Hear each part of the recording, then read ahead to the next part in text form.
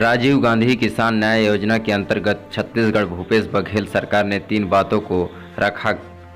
पहली, जो किसान जिस रकबे में धान लगाया गया है वो धान नहीं बेचा है, उसे 9,000 रुपये, कोटो कुदकी अरहर मक्का लगाने पर किसानों को इनपुट के बतौर शासन देने का प्रावधान है।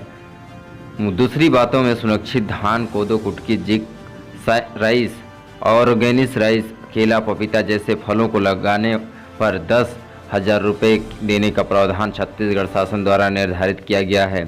तीसरी बातों में अगर किसान अपने खेतों में वृक्षारोपण करते हैं तो उन्हें 3 साल तक प्रति एकड़ 10,000 रुपये तक देने का प्रावधान छत्तीसगढ़ शासन द्वारा दिया जाएगा। निजी क्षेत्र किसानों, शासकीय विभागों व ग्राम पंचायतों की भूमि पर इमारती गैर इमारती प्रजातियों के पौधारोपण को प्रोत्साहित करने, किसानों को आमदनी पौधा के रोपण के माध्यम से वृद्धि करने के उद्देश्य से मुख्यमंत्री भूपेश बघेल पौधारोपण प्रोत्साहन योजना 1 जून से प्रारंभ हो गया है।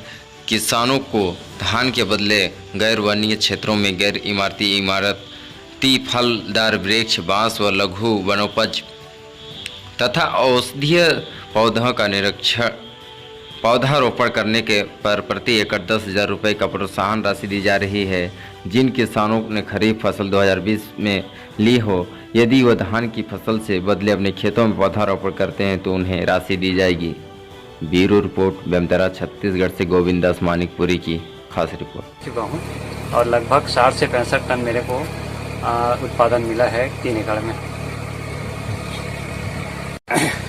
राज्य सरकार के एक योजना चलत है भाई, जेमा मुख्य उद्देश्य ये है भाई कि फसल चेंज करना है और धान के बदले अगर राहर, दलहन, तिलहन अगर खेती अगर करत हैं, सब्जी उत्पादन है या केला के या वृक्षारोपण के, उनमें 10,000 रुपये राजीव गांधी न्याय की योजना के तहत अभी फार्म भरावत है भाई, और मिल ही करके राज्य सरकार बोलत है, अभी तक के तो मिले नहीं हैं। बाकी आगे देखो भविष्य में अगर मिल जाए तो अच्छी बात है कि किसान के बहुत हित हो जाए। एकड़ 9,000 रुपये इनपुट सब्सिडी देने का प्रावधान शासन ने किया है। और दूसरी स्थिति में खरीफ 2020 में जिन रकबे में किसान धान लगाया है उसके स्थान पर इस वर्ष दूसरी फसल लगाता है, जैसे अरहर है, मक्का है, कोदो कुटकी है, सोयाबीन है, और धान में सुगंधित धान है, जिंक राइस है या फिर ऑर्गेनिक राइस है, और साथ ही इसमें केला और पपीता को भी शामिल किया गया है। तो इन फसलों में उसको प्रति एकड़ 10,000 रुपये इनपुट सब्सिडी देने का प्रावधान किया है।